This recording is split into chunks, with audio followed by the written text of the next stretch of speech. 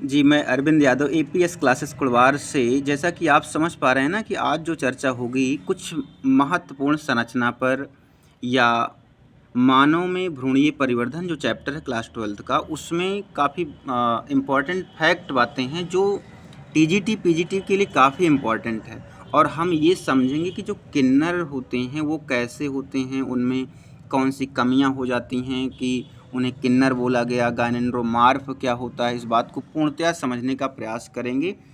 और ये जैसा कि आपके सामने एक क्वेश्चन यहाँ पे बन रहा है कि जो ये आर्तो चक्र है, यानी कि आर्तो चक्र केवल प्राइमेट्स में होता है। प्राइमेट्स का मतलब ये हो गया कि जैसे जिसमें मानव आता है, एप्स आते हैं, मंकी आते हैं, इन्हीं में मेंस्ट्रुअल साइकिल पाई जाती है, जिसे माहवारी भी कहते हैं। फिर उसके बाद एक पॉइंट की बात कर लें कि गालने कॉमेस्टिया किसे कहते हैं। तो ये देखिए, इसमें हंसने वाली कोई विशेष बात नहीं। कुछ बालक ऐसे होते हैं कि जिनमें जैसे कभी कभी नर में भी स्तन ग्रंथियां सक्रिय हो जाती हैं, यानी कि उनमें भी मेमोरी ग्लैंड जो है वो एक्टिवेट हो जाती है, थोड़ा सा बाहर वो शरीर में परिलक्षित भी होती है।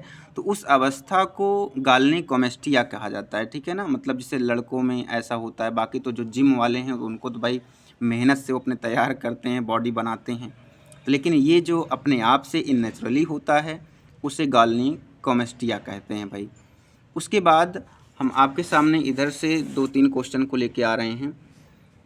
जैसे कभी कभी क्या होता है, किसी महिला में उनका जो एब्डोमेन पार्ट होता है, वक्ष पार्ट होता है, वो चौड़ा होता है, किसी में चपटा रहता है, जैसे कहते हैं कि रोलर चला हो, मतलब हमारे हैं ऐसे। तो उसमें रोलर की बात नहीं है, इसमें समझना ये हम लोगों को कि वक्षों के आकार में अत्यधिक वृद्धि को हाइपरमेस्टिया कहते हैं।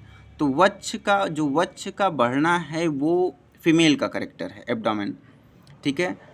तो अब जैसे ज़्यादा ग्रोथ कर गया वो, तो उसको हाइपरमेस्टिया कहा जाता है।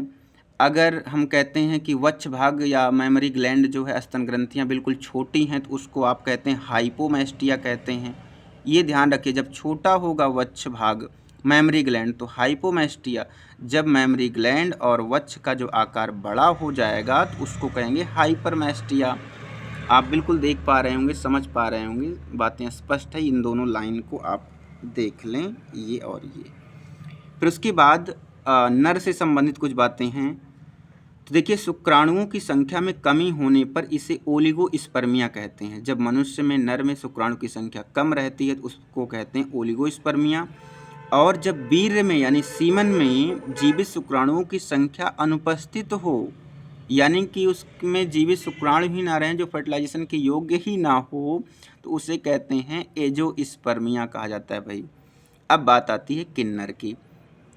तो किन्नर क्या होते हैं, उसको आप जब देखेंगे बात समझेंगे किन्नर को।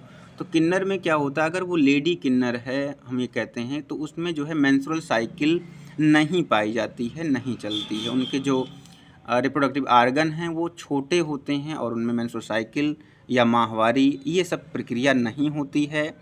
उसके बाद अगर हम बात करें गोनेंड्रोमार्फ की, तो गोनेंड्रोमार्फ जो होते हैं उनमें क्या होता है कि आधा भाग नर का होता है और आधा भाग मादा का होता है, ठीक है। तो उन्हें कहा जाता है गोनेंड्रोमार्फ कहते हैं। तो आई होप ये टॉपिक आपको बिल्कुल समझ आई होगी। तो वीडियो को लाइक, शेयर और सब्सक्राइब ज़रूर कर देंगे, और इसके पहले की वीडियो को भी आप देख सकते हैं, बातें सब स्पष्ट समझ में आएगी। धन्यवाद।